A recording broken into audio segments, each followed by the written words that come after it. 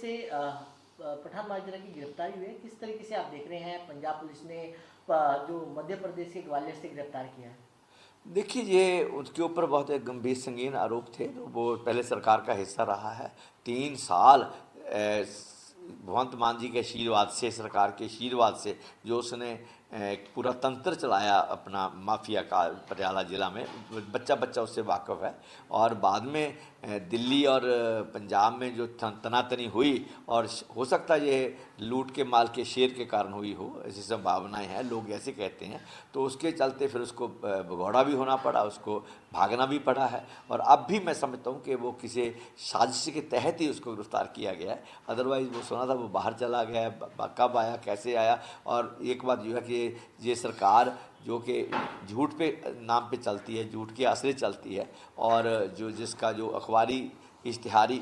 जो सरकार है, जो पार्टी है, इसका काम ही यही है कि सनसनी पैदा करना और लोगों का ध्यान आकर्षित करने के लिए ऐसे कारनामे शो करने कि हम तो अपने एमएलए को नहीं बख्शते, हम तो अपने मिनिस्टर को नहीं बख्शते। हालांकि हकीकत ये है कि जो खुद इनके सरकार में इतना भ्रष्टाचार है कि इनके जो एक अपने बड़े महत्वपूर्ण और ईमानदार विधायक कुंवर विजय प्रताप सिंह वो कहते हैं कि जितना नशा माफिया है, जितना वो दूसरे माफिया हैं, वो इनकी बिली भुगत से चलते हैं आम आदमी पार्टी के एमएलएस की और इनके मिनिस्टरों की। और इन्होंने लूट का तंत्र उसमें ज़रा बढ़ोतरी ही की है, कम तो क्या करना है। तो उसी के चलते ये पठान माजरा की बात आती है। उसी के जो धौंस और एक गुंडागर्दी जैसी राजनीति जो करते हैं पंजाब में, जैसे लालजीत भुल्लर जिसके अधीन गिरफ्तार हुआ है खुदकशी के एक ईमानदार अफसर ने, उससे भी जाहिर है कि ये तो एक केस है ना, ये तो टिप ऑफ द आइसबर्ग है, थोड़ी सी सिर्फ चोटी दिखाई दे रही है इनके कुकर्मों की। उसके नीचे कितना कुछ और छुपा हुआ है, कितने लोग और सहमे हुए हैं जो बात नहीं कर रहे और जो हिम्मत नहीं करते और ना ही करनी चाहिए। मैं तो इसके खिलाफ हूँ कि भाई खुद अपनी जान दी जाए। संघर्ष करना चाहिए था गगनदीप सिंह जी को भी, परंतु अगर उन्होंने ये रास्ता चुना है तो आप सोच सकते हैं वो कितने तंग होंगे, कितने त्रस्त होंगे इस मंत्री के अत्याचार से कि उन्होंने अपनी जान देने का फैसला कर लिया। लेकिन के अंदर महंगाई को लेकर जिस तरीके से प्रधानमंत्री ने लगातार भाषण दिया है, किस तरीके से आप देखते हैं? देखो, तो बिल्कुल इनअप्रोप्रिएट था ये पूरा। ये भाषण समय के मुताबिक नहीं था। उन्हें जंग में बोलना चाहिए था। उन्होंने जी आक्रांता मुल्क है जिन्होंने हमला किया है, फॉर एग्जाम्पल इजराइल और अमेरिका ने, जिन्होंने संप्रभुता खंडित की हैगी है ईरान की, उते हमला किया है, जोड़ा कि इंटरनैशनल जो लॉज है उन्होंने उलंघना की हैगी है और एक हक्की जंग थोपी हैगी है ईरान के उत्ते। तो उदी सानू इंडिया नू मोदी साहब नू कल उदी निंदा करनी चाहिए सी। खमैनी की मौत से पार्लीमेंट दुख प्रगट करना चाहिए सीगा। ਜਿਹੜੀਆਂ 120 ਬੱਚੀਆਂ ਮਰੀਆਂ ਨੇ एयर अटैक ਵਿੱਚ, ਜਿਹੜਾ अमेरिका का टारगेटेड अटैक ਸੀਗਾ, ਉਹਦੇ ਤੇ ਨਿੰਦਾ ਪ੍ਰਸਤਾਵ ਪਾਸ ਕਰਨਾ ਚਾਹੀਦਾ ਸੀ ਇੰਡੀਅਨ ਪਾਰਲੀਮੈਂਟ ਨੂੰ। और जो साडा एक मेहमान जहाज़ अमरीकन पनडुब्बी ने लंकन वाटर्स में जो तबाह किया है और जिस 100 के करीब उन्होंने फौजी मरिया है, वो तो अफसोस प्रगट करना चाहिए सी। अमरीका की भंडी करनी चाहिए सी और अपनी इस आज़ादाना पोजीशन को जी कि पहला 70 साल तो 60 साल तो आप चला रहे थे, जी आज़ादाना साड़ी एक विदेश नीति सी, कूटनीति सी, हर गलत नूं गलत कहन दी, चाहे इराक की जंग हो जी, चाहे साफ किया नरसिम्हा राव सरकार वेले कि जी वैपन्स ऑफ मास डिस्ट्रक्शन है वो इल्ज़ाम ला के इराक के तेलों लुट्टन की साजिश अमेरिका कर रहा है, जिसका असीं विरोध करते हैं। चाहे वियतनाम वेले अमेरिका का विरोध करने का मामला हो, भारत ने अज के मुकाबले किते घट ताकतवर मुल्क होने के बावजूद जी असूली पोजीशन, सिद्धांतक पोजीशन वो लिया ने और ठीक नो ठीक तो गलत नो गलत कहा है। अपने दोस्तों मदद भी की हैगी है, दोस्तों को मदद ले भी हैगी है, पर किसी भी इदा की जी एक बदमाशी वाली कार्रवाई है, जी कौमांतरी थानेदारी वाली कार्रवाई है, जिस तरह बेंजुएला नाल कीता, उत्थे राष्ट्रपति चुक के लै गए अद्धी रात को, और जिस तरह क्यूबा धमकी दी जा रही, कोलंबिया धमकियां दी जा रही, कनेडा धमकियां दी कि साडा 51वां सूबा तुसीं बन जाओ अपने आप ही, और ग्रीनलैंड में धमकियां दी जा रही है। ये सारा कुछ अमेरिका की जी धौंसगिरी है, जो अमेरिका डिकलाइन च, अमेरिका थले जा रहा है, उस अमेरिका च झूठी मुट्ठी की दोबारा भल बनाने वास्ते दुनिया में मिलिट्री ताकत के जरिए और अपन गलत नीतियां जरिए उसकी कोशिश हैगी भारत को एक गुड निरपेख मुल्क होने के नाते किसी भी धिर शामिल ना होने की बजाय अपनी आज़ादाना हस्ती के तौर पर दुनिया भारत वाल देखती सी। नेहरू वेले लै देख लो तुसीं, मनमोहन सिंह वेले लोग पीपल लुक टुवर्ड्स इंडिया, लोग भारत वाल देख के भारत की स्टैंड लैंदा, तो अज भारत ने स्टैंड ले लिया आक्रांता के हक च, हमलावर के हक च, ना कि उस मुल्क के हक च ले स्टैंड लिता जिहदे उत्ते हमला किया गया, जिहदी संप्रभुता का तार तार की गई, जिहदे मुल्क बंबार मार के 1400 के करीब बंदे ईरान में मार दिते गए, उन्होंने खिलाफ उन्होंने हक हादा नारा मारने की बजाय अज जो कल मोदी साहब ने जो कहना चाहिए सीगा वो नहीं कहा, और जो नहीं कहना चाहिए सी वो कहा कि भी संकट है, असी इन्नी बिजली हम इस तरह रिन्यूएबल सोर्स पैदा कर रहे हैं, असी पहला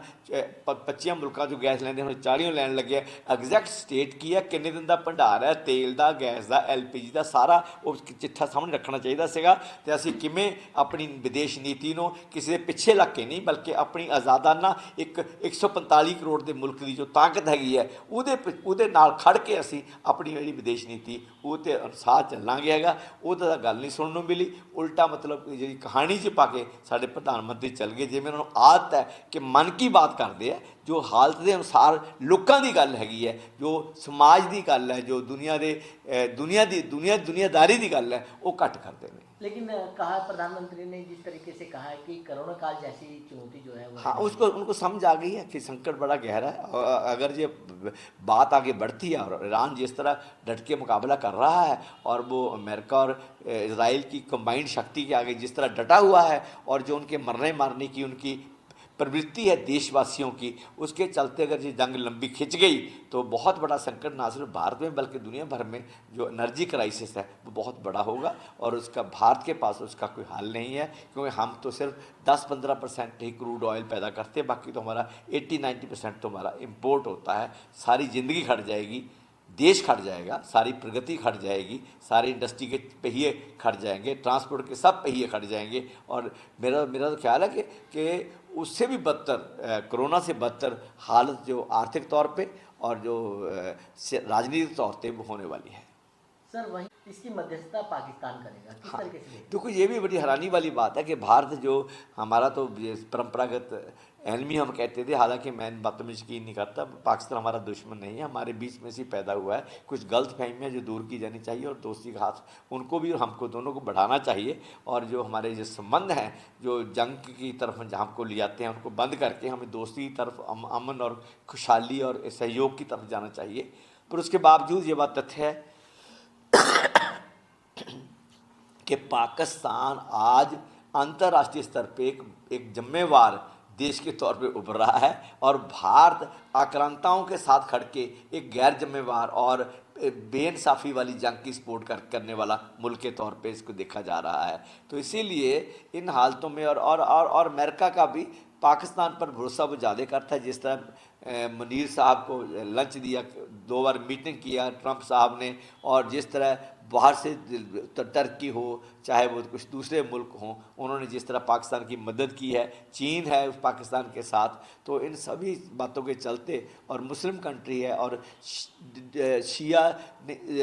सुन्नी डोमिनेटेड होने के बावजूद पाकिस्तान में बहुत तीव्र विरोध हुआ अमेरिकन हमले का। हालांकि वो पाकिस्तान अमेरिका के खेमे में ही आता रहा है सारी उम्र, अब भी वो उसका 80% जो उसकी मानसिकता है वो अमेरिका के पक्ष में जाती है, उनके लोगों की भी उनकी सरकार की भी। इसके बावजूद जिस स्तर पे मुजाहरे हुए, गोली चली, 18 बंदे मरे अमेरिकन एम्बेसी के बाहर और उसको आग लगा दी गई, तो इससे जो एक सेंटीमेंट गया मुस्लिम वर्ल्ड में, जो शिया सुन्नी की डिवाइड थी वो कम हुई है। उससे पाकिस्तान को ये जिम्मेवारी सौंपने की कुछ देश सोच रहे हैं कि क्यों ना पाकिस्तान को मध्यस्थता के लिए कहा जाए, और अमेरिका के साथ भी संबंध है और ईरान के साथ भी अब इसकी सहानुभूति हो गई है, क्योंकि शिया सुन्नी कंट्री होने के बावजूद एक हमदर्दी की वेव, एक हमदर्दी की लहर पाकिस्तान में दौड़ी है, और गल्फ़ मुल्कों में भी वहाँ भी सुन्नी समुदाय का बोलबाला है, पर वहाँ पर भी काफ़ी मात्रा में सुन्नी संख्या में सुन्नी शिया लोग भी रहते हैं। तो ये शिया सुन्नी का डिवाइड कम हुआ है, इनकी जो आपसी वो हालांकि जद्दोजहद रही है, जंग लगा 8-10 साल लड़ा है ईरान ने, शिया ईरान ने और सुन्नी इराक ने, तो उसके बावजूद बदलती हालत में आज ये मुल्क नज़दीक आ रहे हैं। और पाकिस्तान क्योंकि एक एटमी हथियारों की मलकियत वाला, उसको रखने वाला एक दुनिया का एकमात्र मुल्क हैगा पाकिस्तान, सो उसकी अहमियत बढ़ गई है। तो और हमारे लिए शर्म की बात है कि एक ऐसा देश जिसका वर्चस्व हुआ करता था विदेश राजनीति के मामले में, कूटनीति के मामले में, दुनिया हमारी तरफ देखती थी, नेहरू जी की तरफ देखती थी ऐसे संकट के समय में, आज वो पाकिस्तान की तरफ देख रही है। इससे बड़ी शर्मनाक हार भारतीय विदेश नीति, कूटनीति और क्या हो सकती है।